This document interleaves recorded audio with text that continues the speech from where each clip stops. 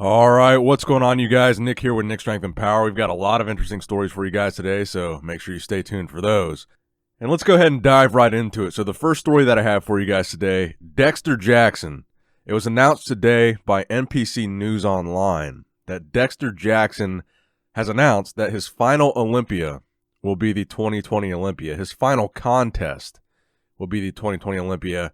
In other words, Dexter has announced his retirement.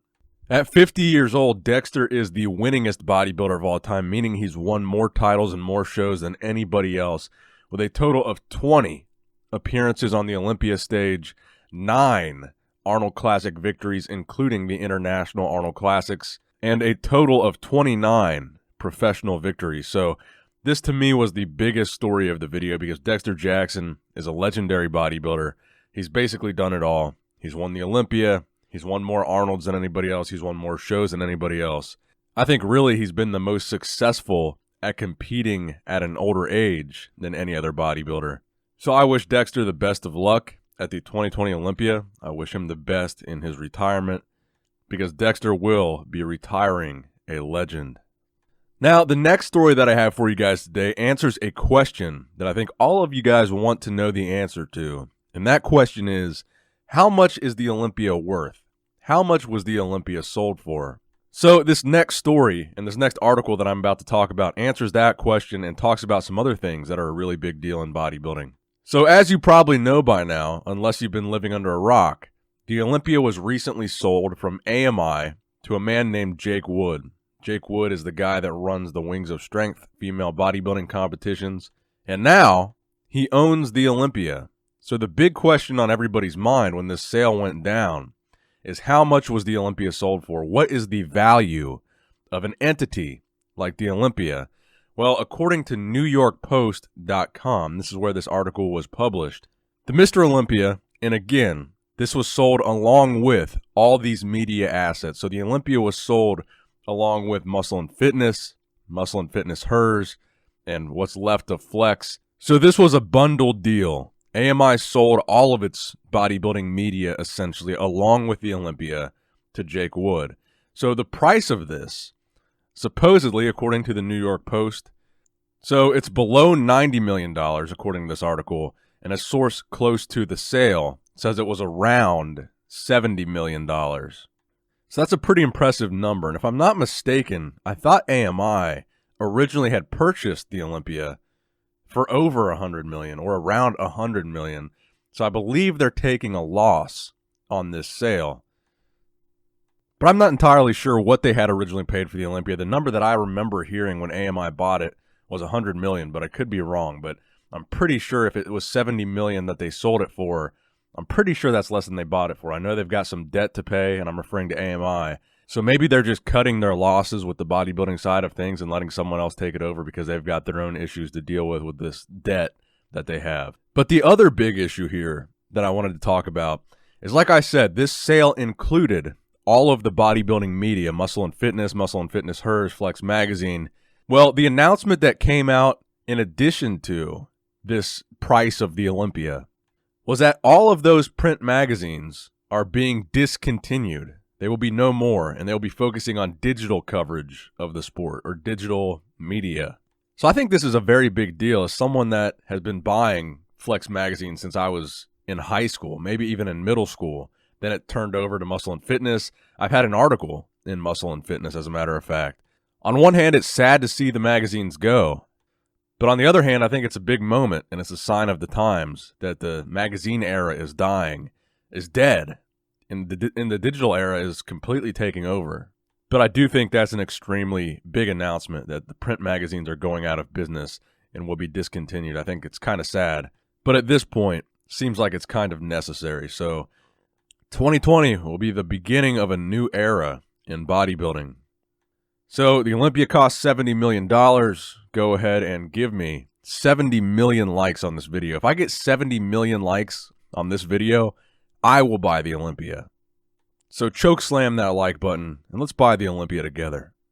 Now, while we're on the subject of the Mr. Olympia, let me go ahead and give you guys the qualified competitors list so far for the 2020 Mr. Olympia, because this is a list that's about to change very, very soon in the next couple of months as we get into these Arnold Classics. specifically the Arnold Classic Ohio.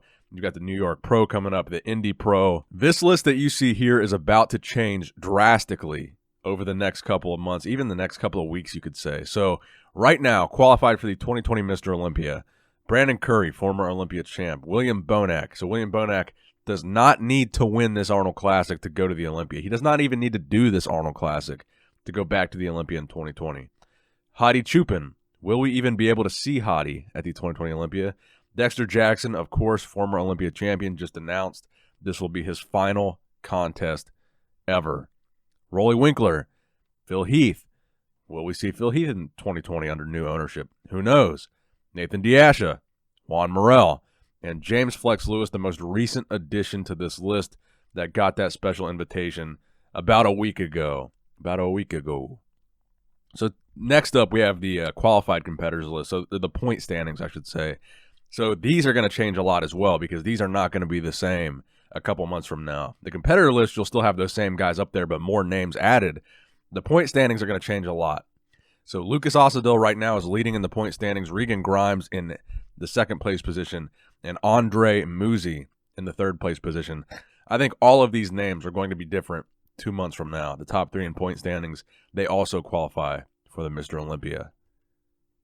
Now, next up in the news, we have a Luke Sandoe update. Luke Sandoe preparing for the British Grand Prix on May 3rd. So Luke posted a series of progress pictures on his Instagram today, and Luke would be, let's see, how many weeks is that to May 3rd? 10? 9? 9 or 10 weeks out? Maybe 11?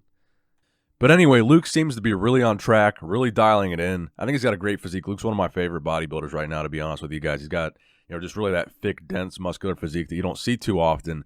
And really, I'm kind of surprised we didn't see Luke compete in the Arnold Classic this year.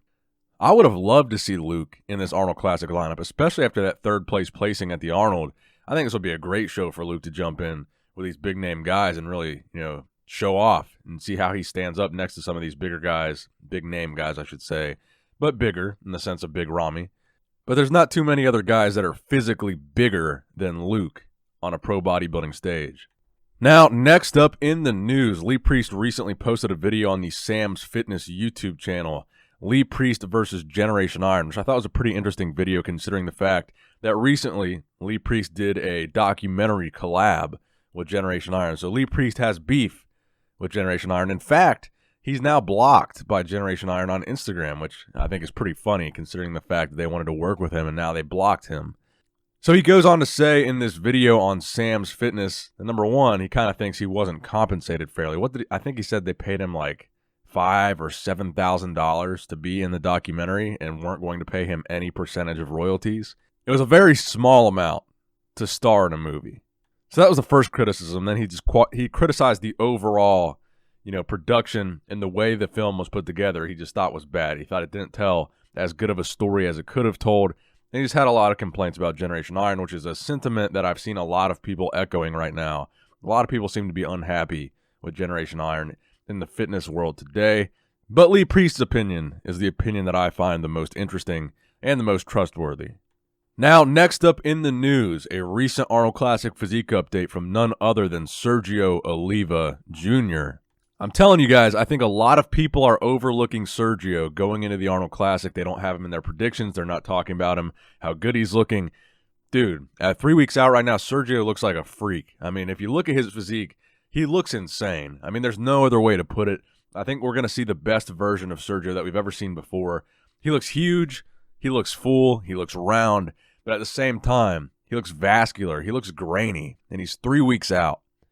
I really think that Sergio is going to do some serious damage at this year's Arnold Classic. I think he knows what a big opportunity it is and how cool it is for him to compete at the Arnold, especially with the legacy of his dad and Arnold's rivalry. But at 3 weeks out, Sergio is looking absolutely nuts. So shout out to Sergio. Looking forward to seeing the best ever Sergio on the Arnold Classic stage in Ohio. Next up in the news, Big Ramy. The most recent video from Big Ramy has now been posted on the Dragon Pharma LLC YouTube channel. This was a heavy chest day from Big Ramy at 3 weeks out. And as I say every time, I think Dragon Pharma is doing a fantastic job.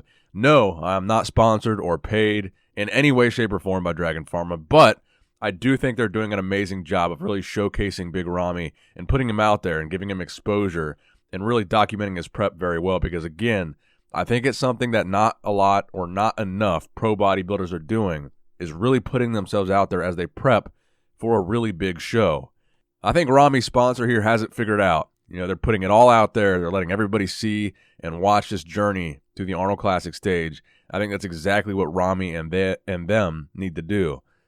So this video, not as eventful. It was a heavy chest day video, so you can see Big Ramy moving some pretty serious weight at 3 weeks out from the Arnold, but you don't really get that good of a glimpse of his physique because, again, he's all covered up. He's wearing a long sleeve sweatshirt for pretty much the entire duration of this video, so it's really kind of hard to see how his physique is looking, to be honest with you guys. Really kind of hard to make a judgment. Now, finally in the news, Shawn Rhoden on a recent live stream speaks on competing again. So it looks like Shawn is not disenchanted enough with the IFBB or with bodybuilding after what they did to him following the allegations against Shawn. He says in this live stream, essentially, that his next show will be his best show ever. He'll come in his best shape ever, and it will be the best showing that he ever has in his career. So that, to me, is confirmation that Shawn does intend on competing again, assuming he's found innocent. And of course, you guys know where that's going to be. That's going to be Athleticon, or I should say Icon World Classic 2020. That's where I think we're going to see Shawn, and I think he's innocent. But I could be wrong. I've been wrong before. So let me know what you guys think in the comment section below. Give this video a thumbs up if you enjoyed it. Subscribe to this channel if you have not subscribed already. And as always, Nick Strength and Power is signing out. Right now, just trying to get in shape, man.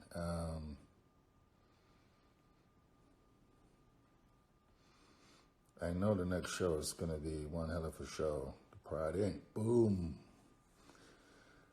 My next show will be my best show ever. I know that much.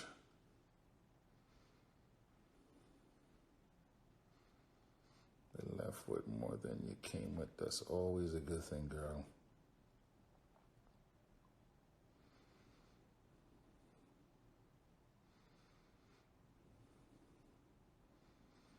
What's your question, Sheik?